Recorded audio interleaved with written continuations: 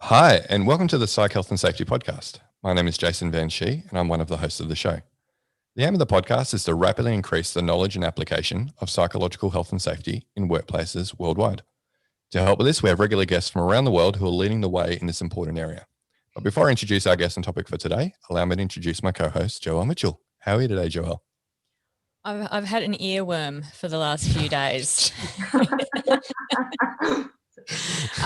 So my son recently discovered the Trolls World Tour movie, which involves lots of music from lots of different musical genres, which is great. But he's also discovered that there is a extensive Spotify playlist of all of the songs. So unfortunately, Trolls just want to have fun, apparently. And that's just been singing through my brain for the last few days. Yeah, there has been some fairly epic air guitaring happening at home as well, which has been pretty rad. From you or Ronan? From Ronan, yeah. Yeah, I wouldn't have pictured you for the air guitaring type. Not so much. No, not so much. I have done some daggy mum dancing, and Ronan thinks I'm really good. I'm like, oh, no. Well, it's a limited sample size, I guess. Very much seen. So. Yeah. He's just seen himself and his clumsy 7-year-old friends busting out their dance moves. So I'll take it while I can get it, I guess. But when I had a child, I certainly didn't think that the music I would have a problem with him listening to would be a rendition of a Cyndi Lauper song. Fair enough. Well, when you said earworm, I thought it might be much more worse given your history, particularly over the last 6 months. So that's probably not an actual physical worm in my ear. No. No, I had a Star Trek kind of vision. Dear. Yeah. Okay. All right. Well, look, great. Well, hopefully he moves into something. I don't know, more of your taste. I mean, there's some rock trolls in the in the movie, and that's all right. Yeah. Okay. Yeah. No, I definitely think you'd be a good. I reckon Nirvana, Placebo kind of emo type. Grunge. I was all about the grunge. Yeah. It was the era, right? Like mid-90s. Yeah. It was. Yeah. Cool. All right. Well, this is not a music show. This is a psych, health and safety podcast. So what I want to do is introduce our guest. So after starting out as an employment and safety lawyer in Australia and the UK, she now works as a work health and safety consultant, trainer and speaker. She's recently founded her own company, SmartCulture, and specializes in enhancing workplace culture and safety and reducing psychosocial risks such as bullying and sexual harassment. Welcome to the podcast, Karen Maher. Thank you. It's such a pleasure to be here today. We've been when you were speaking about the daggy dancing, because I'm a bit of a I've been there, done that, got the t-shirt, and I'm no good either, so it's all good. It's white girls, we have to own it. We can't dance. I know, that's it. We can do our best, but we are what we are. Enthusiastic and bad. That's it. 100%. I don't even try anymore, so I can't say a thing. But Karen, really great to have you on. We've been trying, I think we first spoke about this when we first launched on LinkedIn, the idea that we're going to be doing a podcast, and you reached out. So glad that we finally found the time to get you on and talk about what you're doing. Thank you so much. I think it's an amazing podcast, and it's really making a difference. It's such a key area, I think, for organisations, like you both said, across the globe, really. And in Australia, certainly, I know that it's a really a big focus area for businesses at the moment, organisations of all kinds. So much needed information. So well done. Thanks. Thank you. Well, that leads us in to ask you about what your favourite podcasts are. Okay, so my favourite podcasts are probably a little bit nerdy. I'm always sort of looking to learn a little bit more about, get another little piece of gold that I can add into the work that I do. So they do tend to sort of stick around the leadership space and culture space as well, and safety space. So I like the Harvard Business Review one. I like, there's another new podcast actually called The Caring CEO that I've been getting into lately. And it's a friend of mine, Graham Cowan, who is one of the co-founders of Are You OK? And it's just amazing just hearing from some really great leaders in Australia and just giving their ideas about how, you know, they've been so successful in their organisations too. And so again, I'm always sort of looking for little bits that I can continually improve my presentations and my work as well. And yeah, I find podcasts are pretty good like that, just to, you know, just listen in and just hear how other people operate. It's just fascinating, isn't it? Yeah, definitely. We're a fan of nerdy podcasts over here, so yeah, no judgment from us on that one. Very good, very good. I feel at ease now. All right. Well, tell us all about your professional career. Okay, so I started as a lawyer back in 2003 in Australia and in Sydney, and I started in the employment and health and safety space. So at that time, there were sort of very different sort of topics. And I still remember one of my senior managing partners telling me, you have to choose, but I could never choose between the employment and safety side. So I kept moving along like that. Then I worked in the UK and I worked in a similar space over there as well. And as a lawyer again, and I just felt in that role, I was just in that reactive space all of the time. And I could see all of these things happening and, you know, safety incidents and the bullying and harassment cases where as a lawyer, you get involved at the end of the piece, you know, usually when everybody hates each other. You know, you might be preparing for court. It gets very expensive. People usually say things to you like, oh, it's really nice to meet you, but I hope I never meet you again. And I think that was hard, you know, also with investigations and inquiries. So after my time in London, I decided to move into consulting. And I spent some time in HR roles to try and work out a little bit more about what, you know, clients and organisations, the challenges that they face rather than from that legal point of view. And then when I came back to Australia, I worked for a safety consultancy that my brother owned. It's called the Brief Group, and did a lot of reviews and a lot of investigations and a lot of fatality investigations and a lot of bullying inquiries. And it really just led me to want to change what's happening and just really work with organisations to get them ahead of the game rather than always being on the back foot and always being in damage control and putting out these massive fires and people getting so hurt in the process. And so that just became a bit frustrating. I think I think it's been great experience to have that chance and that opportunity to understand what goes wrong and why.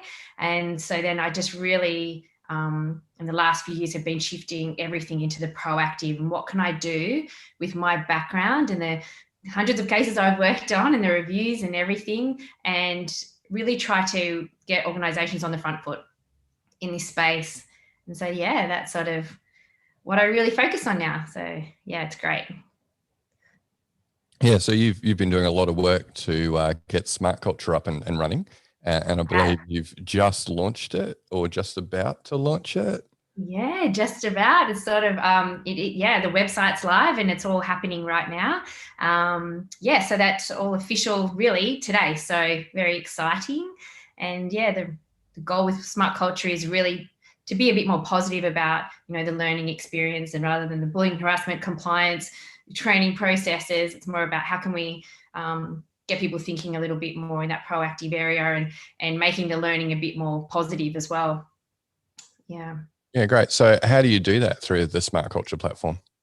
So with SmartCulture, we have the online program. So we have two online programs, one for leaders and one for the employee level. And our goal is to just keep adding programs all around culture really, and the safety space and psychological health and safety space as well. And yeah, so and then we also have the face-to-face options too. But again, after I actually had a business before this, and I have had it for 10 years, and it was very compliance based, very much like, you know, this is bullying, this is what you have to do to avoid it. But now it's really, yet again, trying to make the learning a bit more of a positive experience, and really talking a lot about the why, like giving people more context about why we need to shift our mindset and why we need to change to do this better, rather than, you know, just trying to wave the legal stick at people, which I don't think really works, to be honest. And it's great. Yeah, I'm very excited about it. Yeah, no, we'll ask for the website at the end so that people can find out more about the solution that you've been working so hard on. Beautiful. Thanks very much. So obviously the media lately in Australia has been highlighting stories of workplace bullying and harassment. So it's sort of gaining a level of prominence in Australia in the last few years that it really hasn't seen before. Can you tell us about the state of workplace bullying in Australia? Well, yeah, I think it's not good, that's for sure. We're in a pretty bad place, and I think the stats are, we all see the research, they're not going down, the statistics and the incidence rate. I think that maybe there's a little bit more of a, I think that people are more willing to speak up a little bit more about bullying and harassment now, which I think is a good thing. But yeah, I think that we're not doing very well, if that's, how we can encapsulate it in a nutshell. I think that we've always had huge problems, and I think now, people are willing to speak up a little bit more, which might be showing that that maybe things look worse. But I think, in Australia, we've always struggled with this. We've always had, some horrific cases, and we've always had a lot of damage going on. And but in the last, there's been so much, hasn't there, in the last few years, particularly obviously in the sexual harassment place as well. And we have a lot of work to do. That's what it's highlighted to me, that we're not there yet. We've still got to keep pushing and pushing and pushing to shift in this space. So can you talk us through, so you've done, lots of investigations and prosecution and court cases and that sort of thing. Can you tell us about the consequences associated with bullying for people? Yeah, for sure. The consequences are sometimes catastrophic, and it's when we talk about in SmartCulture and all the work that I've done in the past, it's the personal cost is obviously, I think, the one that we need to focus on heavily. The personal cost is just, it's unbelievable. Like I can't even really put it into words sometimes, but even for the lower level types of bullying, or we might call it lower level, where someone's maybe being a bit excluded or isolated or something like that, that can cause a lot of harm. With regard to, I guess, the investigations that I've worked on in the past and the claims, I don't think there's ever a case where there hasn't been a huge personal toll, all the way up to suicide. And so, it's unbelievable really how, when we talk about how we all communicate with each other, and really it's, we have to just do it a little bit better. But it's incredible the damage that it can do. Like quite often I will see people with severe depression, severe anxiety, and quite often it's people who maybe haven't even had a history of these issues. And they go down so fast. And I think one of the really tricky parts is that we just don't have that magic reset button that we can push, if they leave an organisation, to get them back to full health. It just doesn't work that way, does it? So, so usually what I tend to see, with the investigations and the work that I do, often people, their sleep suffers at the start. They start not wanting to come to work. They feel really anxious about coming to work. Their productivity goes down the tube. The morale in the organisation tends to go down the tube as well. There's so many different parts to it. I think even family breakdowns I see in my career, and that's just so hard because people are so focused on what's happening at work that it just sort of it causes a lot of havoc at home as well. So there's no end to it really as far as the personal consequences. Yeah. What about for people who are accused of bullying? Yeah, I think that often I would probably say they have similar types of issues, and again, it depends on the case, but often they will have, they can have, like those sorts of like anxiety sort of type symptoms, and the depression will creep in, and people stop sleeping and things like that. I think there's just no winners. There's no winners all around, and it can even affect anybody who's witnessing it, or people who are buddies with someone in the workplace, or the leaders involved. Like it's such a mess all around. There's no end to it really. What about it at like an organizational and society level?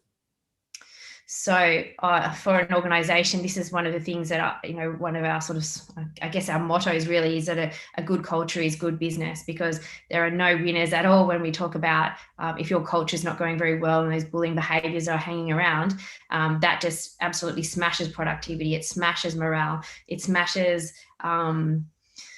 just communication. It just how people work together. People aren't working together. It can also be really serious when we think about the sort of physical safety side as well. Often I talk about in our sessions about the link to bullying and how that fits in with safety, and obviously it's safety anyway, but I call it, there's something that I talk about being a high risk work, a double whammy. So if we have somebody on a high risk task and they're working away and they're trying to get their job done and obviously doing the risk assessment, then if they're being bullied or they're being treated poorly, then I would put to organizations that that's like a double risk, a double whammy, So if they're trying to get their stuff done and they miss something that's critical on that risk assessment, or they're not sleeping, because that's, again, one of the first thing that goes, then maybe they are at a higher risk of not doing that work properly. And then all of a sudden we have that catastrophic event or outcome. Productivity always goes. The morale is a huge one. I think that obviously organisationally, the cost, human cost of employing people who obviously people just tend to leave when they're bullied. That's a big thing that I always see. People just hit the eject button, jump out. So rehiring people, the investigation costs, the legal costs, because there's a lot of people are more willing to speak up about it now. So ending up in tribunals, workers' compensation fees, premiums going up and things like that. There are just, there are no, I keep saying it, but it's true, there's no winners. I think the safety links that you're making there sort of tie in with what Tim Marsh was talking about a few episodes ago, sort of his blue pie model. So, the more that you've got on your mind, the less of your mind you've got available to pay attention to the job that you're doing. Yeah, that's so true. And I think that when we're in, even if we're driving, even if that's sort of our risky activity, and we're not on the ball and we're not sleeping and we're not coping very well, we are 100%, we're at a high risk. So there are so many reasons to do this well for everybody's sake. Yeah, absolutely. Couldn't agree more. Now, tell us, mid last year, as we were really starting to realise the true impact of COVID-19 and the impacts of the global pandemic, you chose to write an article about pandemic bullying. Yes. Now, what drove you to write that article? Oh, so literally, again, I think because this is sort of my space, and I have, a lot of, clients who were struggling through the initial part of the pandemic. And I honestly didn't hear, like, every person I spoke to, it just felt like were giving me some more stories about how they're struggling, and friends of friends. I have a lot of friends of friends who often get in touch with us, say, can you please, just have a discussion with my friend? They're really doing it tough. This is what's happening in their workplace. And just working with my clients as well. And they were talking about how, the claims are going up and how people are really, just not doing very well. And so I actually just coined the phrase pandemic bullying, because I could really feel that there was a bit of a difference between what I had been seeing previously and what was really happening. And a lot of that was around communication and people just not communicating with each other. And obviously there was a lot of fear, there was a lot of uncertainty. Organizations just sort of were flung into survival mode, really. And all of the nice to haves just sort of disappeared, and all of the values documents disappeared, and everybody was just struggling to keep their head above water. And when we do that, we're not focused on the safety, and we're not focused on the respect part. The natural consequence of that is that things aren't going to go very well. So I guess that's what, it was just so obvious to me that people were struggling. So I guess it was just a bit of an advice piece to try and get people to think a little bit more about how can we navigate this situation without this negative consequence, because it's hurting people. Yeah. Now, completely understand, being a small business ourselves, the pressures that the pandemic put on in terms of, your plans, your financial position, cash flow, all the rest. And communication for us at that point in time was so key, just to let people know, hey, this is the reality. This is what we're doing to try and address it and keep you employed. And, we're very fortunate not to lose anyone during the pandemic. But, there's a lot of companies that, didn't come out unscathed, and obviously had an effect on everyone. And you can imagine managers being stressed, and business owners being stressed, and that just translating down into poor communication and people feeling that sense of bullying as well. Yeah, and it's just people not, I think, you're on the money in how you just, I think probably a conscious choice to make sure you did continue to communicate. But what I was definitely seeing was the opposite, that I don't know whether organizations were trying to shield people from information, but the lack of communication put people into more of a spin. And then when you have all of that happening, and then maybe someone, it might be their wife or their husband, or there's other stuff going on with people, then that just kind of took everything to another level. Even the changes in the workplace, everybody having to adapt so quickly, new safety measures that we have to be better at. And there was just so many bouncing balls that everyone had to navigate. And what people really needed was communication, but they weren't getting it. I think that was a big part. So we're both very fortunate to be living in Australia during the pandemic. And as the world knows, Australia's handled the pandemic pretty well. If not, right at the pointy end of those that are doing it the best. And the economy is doing well. And there's, I think, a lot of optimism now. Obviously, around the world, the vaccine's being rolled out as well. But it's been about a year now since you wrote that article. Do you think that pandemic bullying is still an issue? Yes, I do. And I do. It's just, I think that there's still been a real problem around staying focused in this area, in this respect space.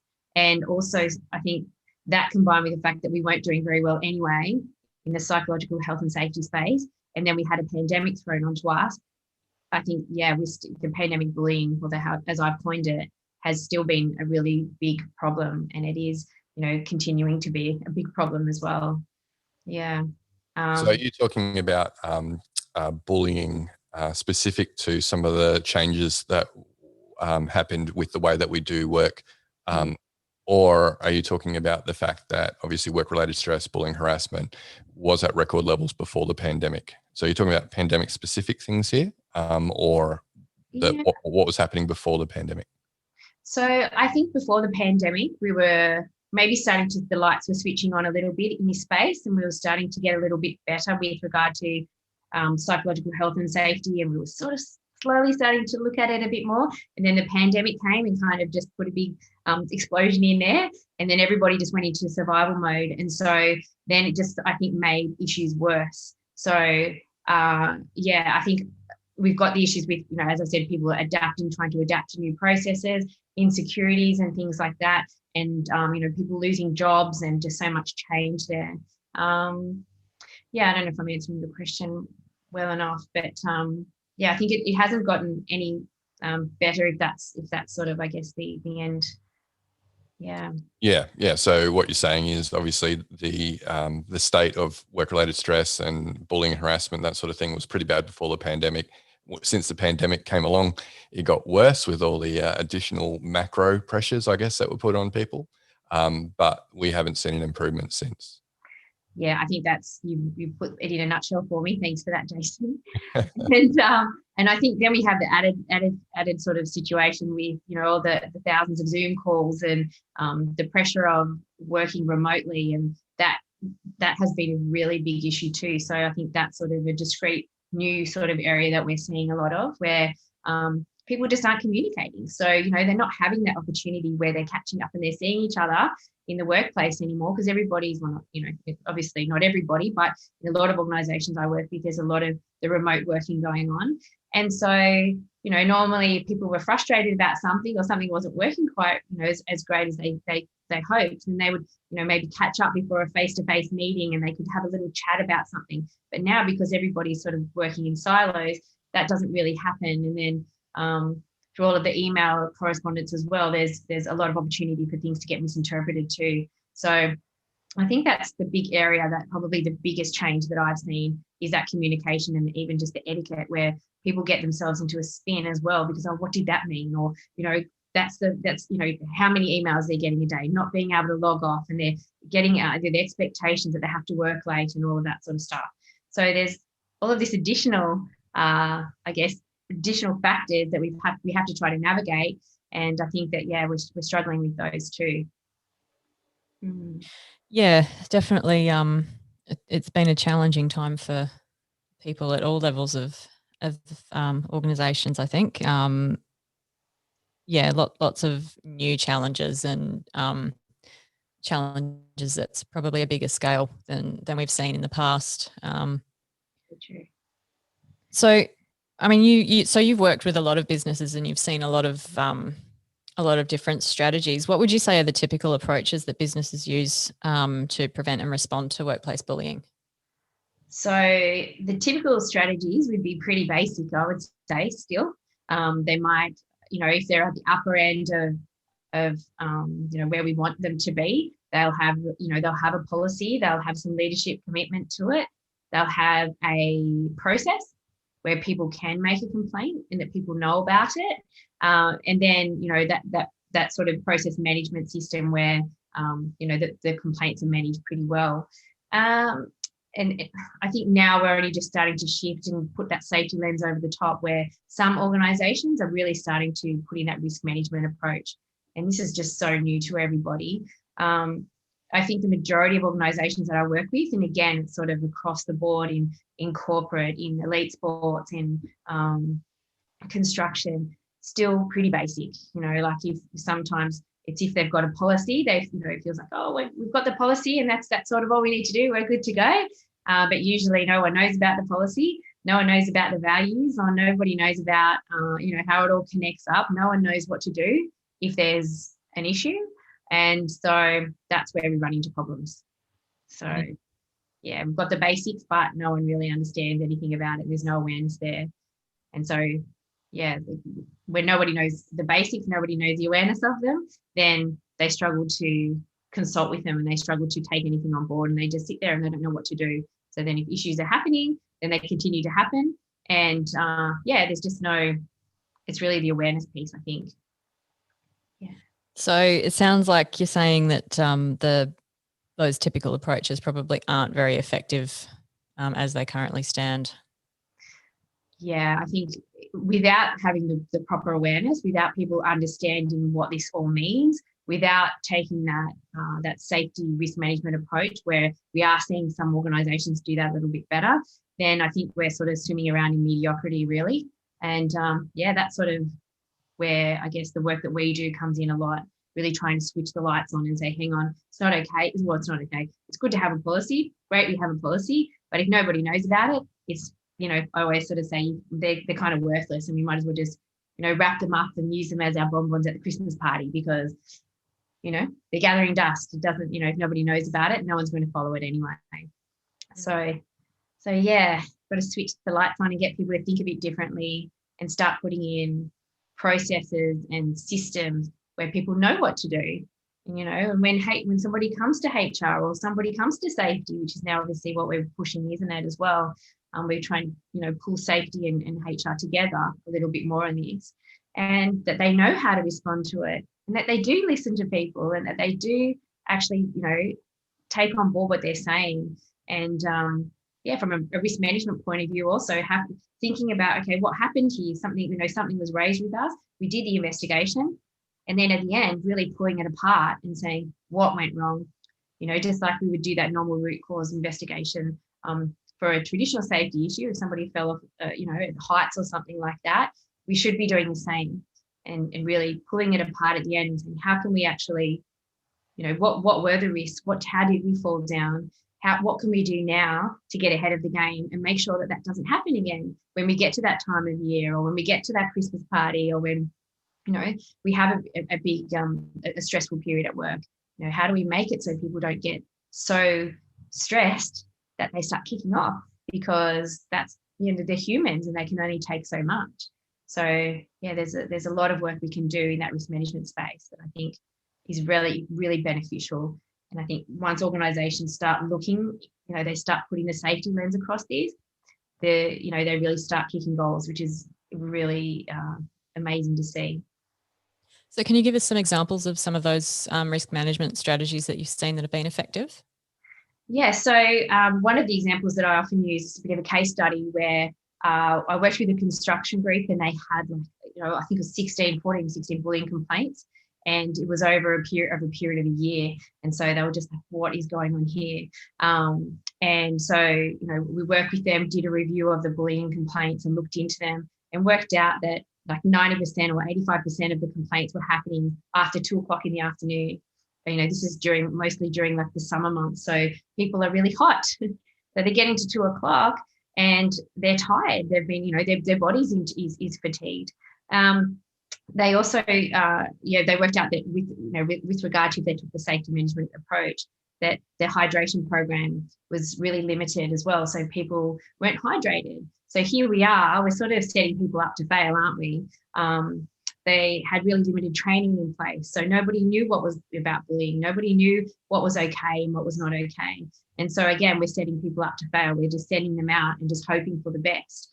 And so what they did is after we did the review together, I should say, they did some training, and they, everybody started to understand a little bit more about what their duties are, and that we have to take reasonable care for each other. What is bullying? What isn't bullying? We worked on the bystanders piece a little bit as well, and the leaders too. Like, what are their responsibilities to keep people safe when they're working out there? That it's not just about making sure that the trenches are all safe and things like that.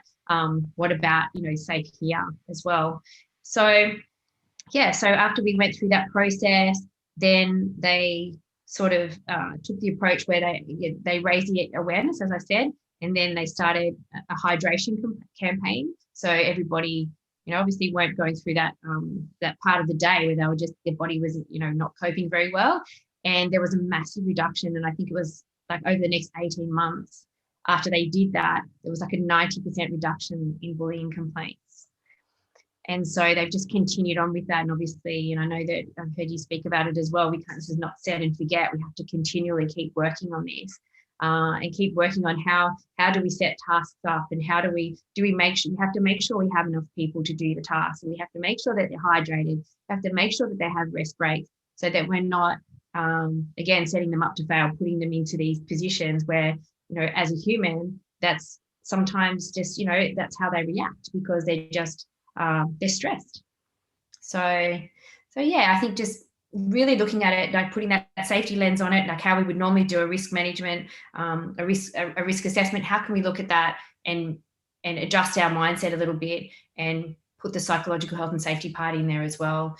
We know bullying is a psychological health and safety issue. We know it's a hazard.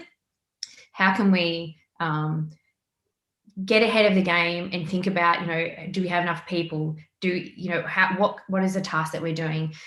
Have we had any history before where this hasn't gone very well? What can we do to sort of eliminate or control those issues at the start, rather than just kind of keep on getting at the end where we have another complaint, and everybody's struggling. And so again, just trying to be as proactive as we can. I really like that approach of looking at some of the organisational causes that sort of contribute to that bullying behaviour as well, because I think a lot of the time in the bullying space, we really just focus on the individual who's doing the bullying. Yeah. And train people in, well, this is bullying and you shouldn't do it. But I like that, that you really took that step back and said, well, what are some of the contributing factors that might be pushing people to a point where they start to engage in that behaviour? And hydration. If you're dehydrated, you're pretty cranky. You're not thinking properly. So all of those sorts of factors. I think that's great that you did take that step back and look at those contributing factors. That's fantastic.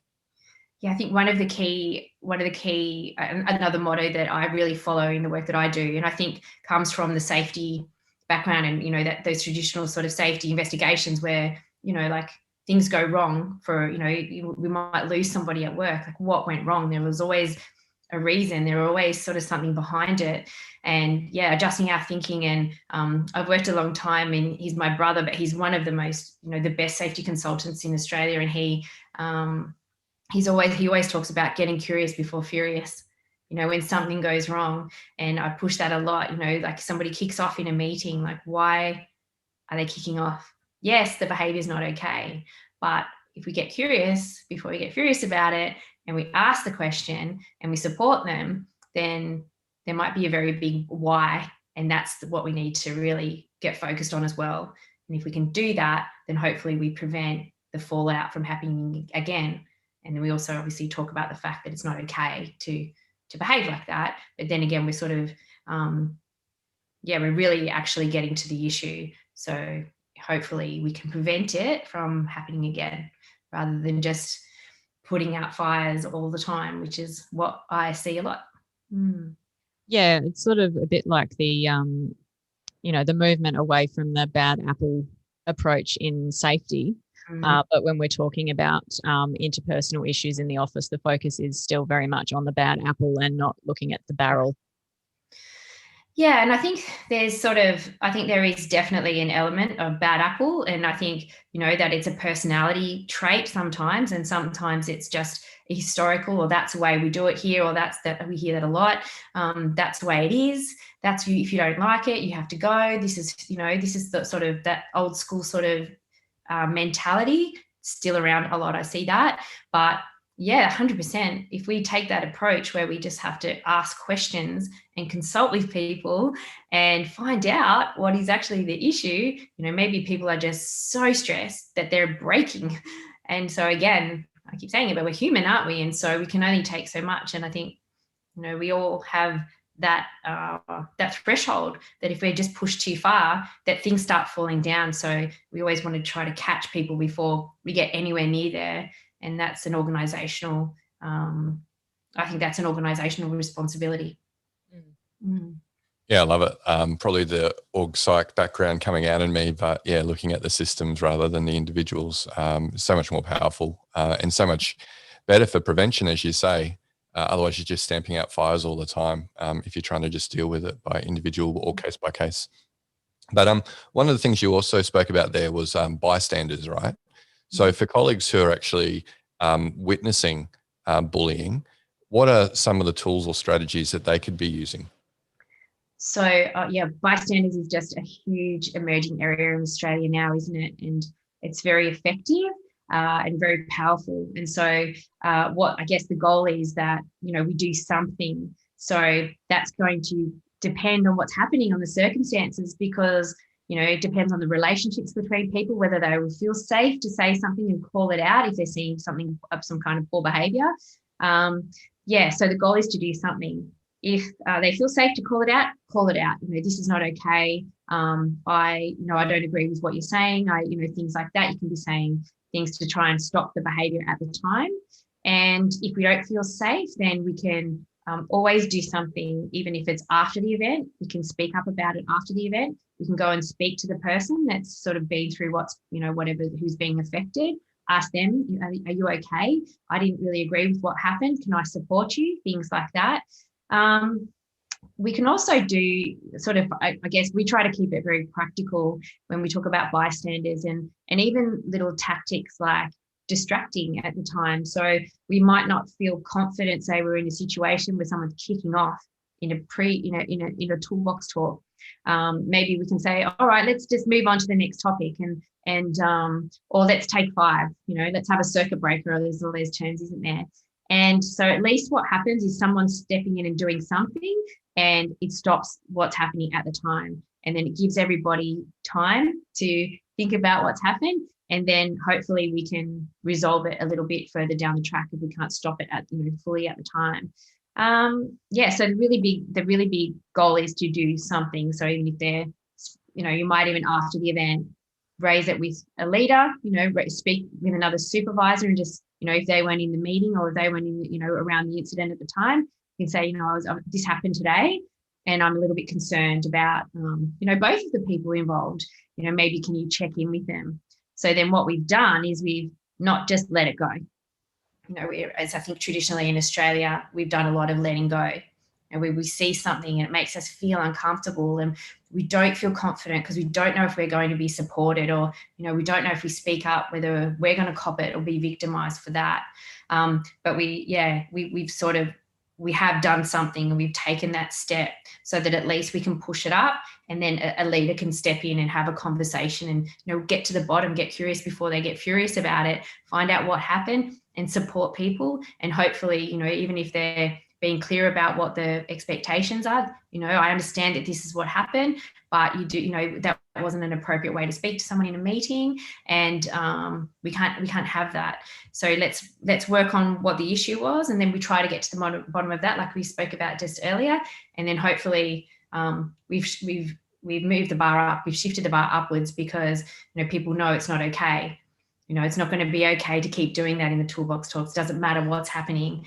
And I think the really big part of the bystanders piece is making sure that leaders really get it and really understand it from a senior point, because if they don't, and we're empowering people to do that and to speak up, and the leaders aren't on board with that, it can be a bit damaging, because if they're not sort of listening and they're not taking action, then your bystanders won't feel supported. So yeah, first step is really getting your leaders on board, and then really sort of educating, everybody else, the employee level, so that, they know that if they speak up, that they can do that confidently, and that they will be supported, and that it will be stopped. So a few parts to that, but yeah, again, we try to keep it pretty practical. So yeah. Yeah, I really hope with the bystanders piece, it doesn't go down the way of peer support or mental health first aid, where that's kind of our first line of defense. It's all right. We've got, colleagues out there, employees out there, they can support it, or they can stop it, happening. And the employer goes, well, we've done our bit because we've enabled our employees to deal with this themselves. How do we stop that? So, I think that the education piece is enormous. I think that without that, again, we're only sort of getting better at the bystanders piece really in the last few years. And so I think if our even all the way up to your senior leadership team, if they don't actually understand what are the benefits of having active bystanders, what does that all mean? How do we support active bystanders? If we don't do that education piece, that is what will happen. It just will be absolutely ineffective. And so even with the work that we do, we talk about that, and with the online programs, part of that onboarding process is explaining that. Is explaining this is what we talk about. And so as part of taking this on, you're taking that on. And so it's sort of like we're kind of saying you need to be doing this better. Otherwise, we're going to be training everybody to speak up, and we don't want them to be let down when they do that, because it's a huge deal. So yeah, the goal is that they do something, that they are supported, and that whatever's happened, that we can even, again, go back to that risk management approach, go back and fix it. Why were people kicking off? Or, how did we get to that point? And then the leader says, this is not okay. And then we keep talking about what's okay and what's not okay. Keep having conversations about, maybe it's racism, or, maybe it's, that sort of sexual harassment or the racial harassment, or all of those types of things.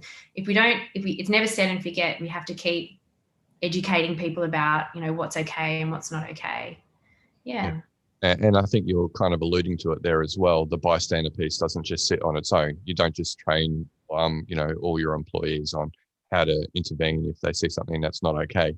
You have to still think about the root cause of these behaviours, and you have to think about policy, and you have to think about senior leadership commitment, and you have to think about training up your managers and line managers and all the rest. So it's just one element, right? And we have to do all of it together in order to be effective in prevention. Yeah, that's so true. It's just, it can't sit in silos. We have to sort of understand what it's all about, and it all fits in with the respect piece. It all fits in with the safety piece. It all fits in with, we have to sweat the small stuff. So we have to be teaching people, if they've seen things, and it might be early days, and if we don't do something early, if we don't understand that we might say one thing that's so powerful that it stops the behaviour from continuing, then we might stop the behaviour from escalating, getting worse, and really hurting people as well if it kind of keeps, if it's ongoing. So yeah, as long as we don't put all of the responsibility on the shoulders of peers in the workplace, and employers kind of wash their hands of it, I think that's important. Yeah, that's very true. Yeah, we need to make sure the organisations are on board with it, and that they support people, and again, that we're being really clear about expectations from the very start as well. So that's awareness piece, and that being clear on expectations is is the start. Yeah. And then the bystander piece, it all kind of fits together as a solution. It can't be, like you said, it can't sit by itself. Yeah. Well, you've given us lots of information. Do you have any sort of key tips or takeaways for employers who want to do better in this space? I think that in this space, what we really push is the practical piece, and about being, we have to be authentic about the fact that bullying exists, that harassment exists, racial harassment and all of that exists, and authentic, that we know it's a no risk. And so how do we actually commit to it and to do a better job? So that's sort of that authenticity part. So understanding it, turning up the dial. We always sort of talk about it with regard to psychological health and safety, and really starting to take that risk management approach will take you leaps and bounds ahead of so many organisations right now. I would say 90% of the organisations that I work with at the moment still aren't doing that. We're not looking at this with a safety lens. And once we do, it's easier. We get the buy-in. This is, if people are going to work and they're being bullied, they are not safe. If they're being harassed, they're not safe. And so why aren't we using that approach? So that's what I would say. Go back to your systems. Are we really covering psychological health and safety? How can we ramp that up and turn up the dial there, and really make sure that we are, in how we talk about it, in our policies, in our processes, in our safety rules and things like that. I think that's a big part. I think also the education piece is enormous, because people just won't know what they don't know. And, people need to understand that they have legal duties to each other, to take reasonable care for the health and safety of each other. And that applies here. And often when we work with organisations and people understand that, that sort of turns the lights on a little bit in this space too. And I would also say, have a really good look at your reporting process, and do whatever you can to make it easy, make it, make your reporting process something that people can access. Have different people that people can report issues to, not just that one person. Just make it something that is doable for, if you think about, try to put yourselves in the shoes and consult with your people. How would you report it? How would you want to report it? A lot of organisations are looking at anonymous channels for reporting issues, because people are generally fearful to report issues like that. So I would say reporting process, and then consultation. Don't try to sort of make up all of the rules and all of the ideas without asking people. We have the duty to consult anyway. So, spending time and committing to that means asking questions. How can we do this? How can we do this better? How can we sort of improve in this space, in the respect space? If people are fearful to report, why are they fearful to report? And then start from the other side, from the risk management point of view, how can we start, really improving and enhancing our systems? I think that would be it's at 5 tips. Yeah, just to get on, to really start shifting. And if we don't get overwhelmed and we have a bit of a plan in place to sort of just start ticking things off, it will make a massive difference. And I see that all the time. So I think that's a key one. Good, thank you. And I like that you've given some suggestions sort of across the spectrum, from prevention through to sort of response and recovery and sort of continuous improvement. So some good touch points across that whole spectrum of risk management. Excellent. Yeah, it's never set and forget, that's for sure, is it? And I know I've heard you both speak about that we can't just sort of put this in place and hope for the best, because that's just, hope's not a strategy. So that's all about continuous improvement, for sure. Now, Karen, after taking a slight kind of detour early in your career with law, you've obviously now embraced workplace health and safety and workplace mental health and psych health and safety. You've seen a bit over the last couple of decades. So what are your futures? Also, what are your hopes for the future with workplace mental health? So, I mean, probably the biggest kicker out of the work that I do is just seeing organisations start to switch onto this and to start, I worked with an organisation literally last week who just hadn't seen any of the bullying harassment piece as part of a safety sort of type issue. And by the end of the session, they had the biggest to-do list about what they were going to do for workers who were in a remote location, and that they were actually just sort of switched on to that. So I guess, me looking towards the future is just continuing to really, shift mindsets in this space and really work with organisations to help them get ahead of the game and help them to understand the why behind it, and to actually help them to implement the systems as well. So they're not just like, they're being trained on it and then they get all excited about it and they know that, okay, we need to do this, but then it's about helping them actually get it done as well. I think that's probably it really. Just I get pretty excited about it, and I do sound a bit nerdy when I say this, but when you walk away from an organisation who just weren't looking at these issues as safety issues, and then they start to, and those lights turn on, it's pretty awesome. And quite often I see things, even if it's on LinkedIn, and I'll see something that an organisation that I know they just weren't really thinking about it like this before, but I can see initiatives that are pulling through. It's just it's really rewarding, I think, this work. Yeah, no, you're doing great work, and I totally agree. There's nothing more satisfying than seeing the lights come on for those clients. Yeah. So that leads us through nicely into our next question, which is, do you have any words of advice for practitioners who want to work in the area of psych health and safety?